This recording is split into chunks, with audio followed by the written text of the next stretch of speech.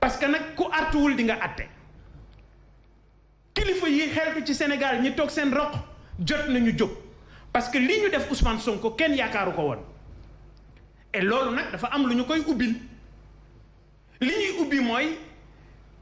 trouble à l'ordre public ne ko participation à une manifestation interdite yóbbu ko section de recherche entendre ko dem yóbbu ko def ko déféré ko mu jàkkaarloo ak le procureur mu dóor ko mandat de dépôt moment boobu bu leen neexee à tout moment mën nañ ko génne ci kaso bi dem yóbbu ko ne ko demal gis juge d'instruction maanaam li mu doon sàkku ci ay àqam yëpp tey ji Macky Sall avec benn équipe boo xam ne toq ci ay nit lañu ci réew mi ñoo jël le Sénégal en otage jël le pays en otage bëgg ko def seen moomeel bëgg ko def réewu Maïssata Ndior di bëgg ko def réewu Birame Yacine Boubou ba lu leen neex lañ fiy def lu leen neex lañ fiy amal alors les partis politiques les organisations des droits de l'homme ñi nga xam ne ay mouvements citoyens lañu mais surtout ñi nga xam ne ñoo nekk ci ay partis politiques ci opposition bi l'heure est grave ku ci toog ci sa roq di seetaan danañ la fa fekk rocc la danaan la xëcc fa nga nekk daal di lay dóor yat wi te bu boobaa doo ci mun dara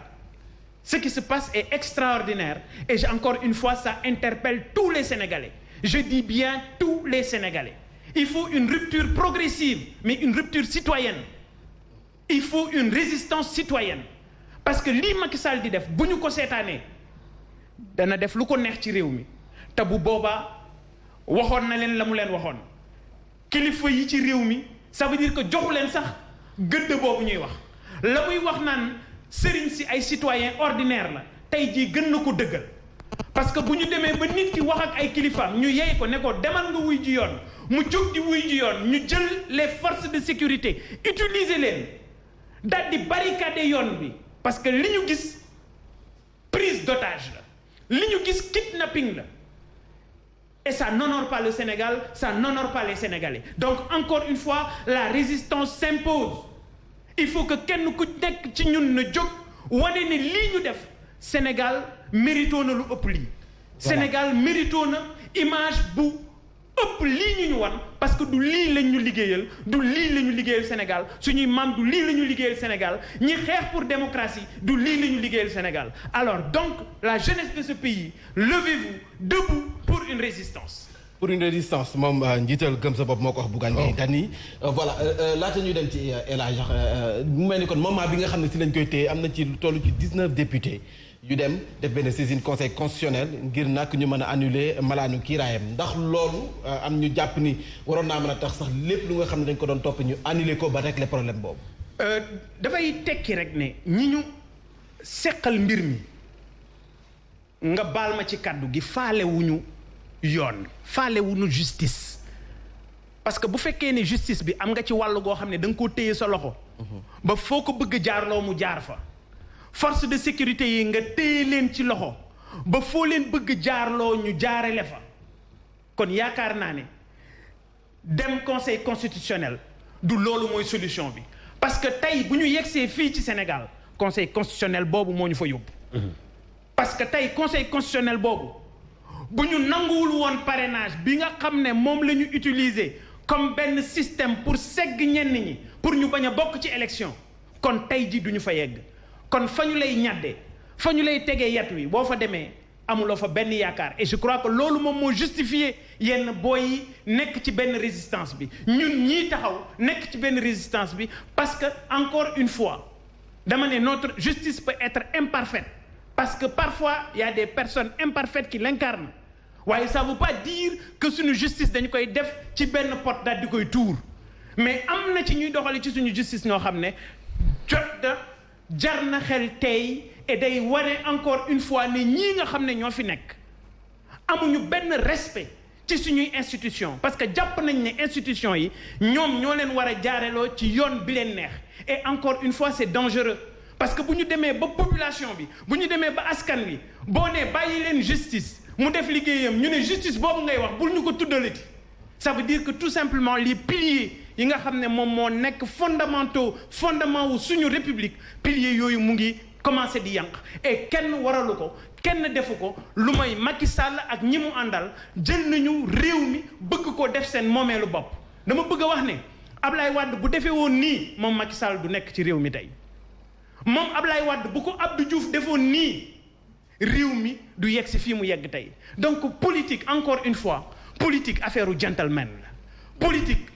xel mu rafet la politique xel mu yaatu la da ngay ànd ak dal mais bu fekkee ne buñ nee bërët xoolal rek coow li xoolal réew mi fi ñu toll mbas mi économie bi nërmeel nit ñi amatuñu ña daan jaay namme mënatuñoo jaay ba jaral ñi doon jaay cere mënatuñoo jaay ba jaral mool yi mënatuñoo dem gétti amatuñu xaalis boo xam ne danañ ko jëndee essence ñi nekk ci marché yi di taaba kolobaan ak ñoomin seen jënd jóob taf ci njaay gisatoo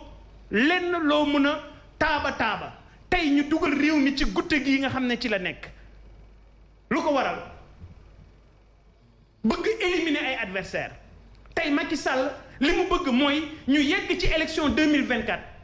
te ña nga xam ne ñooñu la doon xëccool dootu ci jàkkaarloo ak kenn da nga naan muut nga ànd ak man wala ma ne la ñuus ca biir mbir mi alors pourquoi on doit regarder ça pourquoi sénégalais yi ku ci nekk toog ci sa kër naan sama yoon nekku ci dama koy wax tout le temps man Bougane Gueye yàlla dimbali na ma mënoon na maa toog suma kër li ma yor ma lekk ko ak sumay njaboot mais damaa jàpp ne réew mi fi mu jëm gudda lay doon dama jàpp ne ñii fi ñu jëmee réew mi buñ ci jugul ñun ñi nga xam ne danañ wax ñu dégluñu ñi nga xam ne dañu toog seen kër doon ay kilifa boroomi xam-xam kilifa diine yi ci seen bopp ñoom it bu ñu ci jugul bu ëllëgee danañ àtte et bu boobaa Sénégal dong moom mooy perte parce que nag encore une fois ñun réew mi bu tàkkee bu ñuy séddale dañuy bokk ci ñi ci ëppale ñi fi tàkkale waaye am na ñoo xam ne dañoo am ay appartement Houston am ay appartement Dubaï am ay nationalité ci yeneen réew ñooñu bu réew mi tàkkee dañuy jël seeni doom yàpp leen ci ay avion génne leen réew mi yéen ñii maag yéen ñi taxaw fii est-ce que bokk nañu ci ñi ñàkku bokkuñu ci ñi ñàkku moonte ñàkk bi ñii ñàkku ñoom ci seen bopp def nañ ko bii bukki bii njur biir sàmba ñoom ci seen bopp ñoo jël ñàkk yi féetalu ko alors que ñi ñaa ngi ci biir réew bi fii ci biir kër gi ngeen nekk ñaati nit ñoo fi nekk ay nit ñoo xam ne dañu am ay comorbidité ñooñu mënuñoo am ci ñàkku yi mais bu ñu demee ba réew ñun ñi nga xam ne ñoo nekk ci réew mi mënatuñoo sentir ne ñun ay sénégalais lañu parce que dañu jàkkaarloo pouvoir buy opprimer peuple bi pouvoir buy jël ay opposants di leen naj di leen rendi mais vous pensez que Sénégal mérité na loolu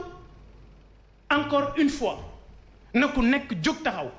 je dis ku nekk na jóg taxaw ce pays a besoin de ses dignes fils voilà El Hadj Ahmed ñoo ko déggandoo kii di Ousmane Sonko ñenn ñi jàpp ne dañ ko jaay doole dañu ko kidnappé am ay xel yu nga xam ne dafay wax ne peut-être moom moo doon yootu lii. waaw xam nga maa ngi nuyu ñëpp président Macky Sall convoqué nañ ko fi commissariat central kuy mbokkam ak kuy xaritam gunge nga ko ñun ñi nga xam ne duñu dara sax ba barki démb suñu tribunal bi ñetti nit gunge nañu ku ñu convoqué say mbokk dinañ la gunge. bu dee borom mbooloo nag rawatina waaye li avocat bi wax man loolu laa gëm ñoom ñoo ko bloqué foofu noonu pour indi beneen mbir benn parce que avocat yi am na lu ñu dugal selon la loi moom juge bi mënatul def dara lu suspendre mais buñ ko suspendre waa ji ñibbi amaat ndam comme que annonce na démb victoire am dugg na fi génn fi waaye li Bougane wax loolu moom mooy dëgg Ablaye Wade lii Macky Sall di def bu ko defoon Ablaye Macky du mës a falu du falu am nga fi problème ñu entendre la bàyyi la nga ñibbi benn ñaar dox nga ci ay sëriñ moom sëñ Bara intervention yi daw yooyu yëpp bu amuloon mais yow ku la ñaan nga bañ ba tax na lii nga xam ne tey moom moo am ci mbirum Ousmane Sonko nit ñi dañoo def man mosuma gis ñu ne diw dañu ko violé wala diw parce que ñun dañuy def ay émission fait divers diw dañ koo def lii diw dañ koo def lee néewal ko doole nga nekk jigéen mais même association féminine yi alaaji dañuy compter ñaata nit ñoo génn pour défendre la fille waxuñ na dara xewul de mais xam nga lan moo waral loolu is nga loxo yi waa APR yi dugg ci biir y'a combien de mai ay nit ñoo xam ne dañ leen cee tudd ba pare ñooñu weddewuñu doomu diw jarbaatam la doomu diw bi mu demee 4x4 bi ko jëli doomu diw yéen buñ taalee seen kër sax léegi nit ñi duñ leen gëm loo leen wax duñ leen gëm li Khalifa Sall wax commencement bi dañ ne woon lii mbirum privé la waaye dimanche bii passé ñoom ñëpp gars yi dañ leen a déployé ñu mel ni ay soldats ñëpp a dem ci rajo yeeg télé yow nga mel ni yow da ngay daw di seetali sa bopp comme si yow li ñu lay waxal dëgg la ci yow wala du dëgg ci yow ba tax na loo wax duñ ko gëm ñàkk yi fi mu ne nii genn wàllu sénégalais yëpp gëmuñu leen koo wax ñu ne la ñaq yu wóorul professeur Seydi sax moo leen di sobee di wax ne lii ak lii ak lii ak lii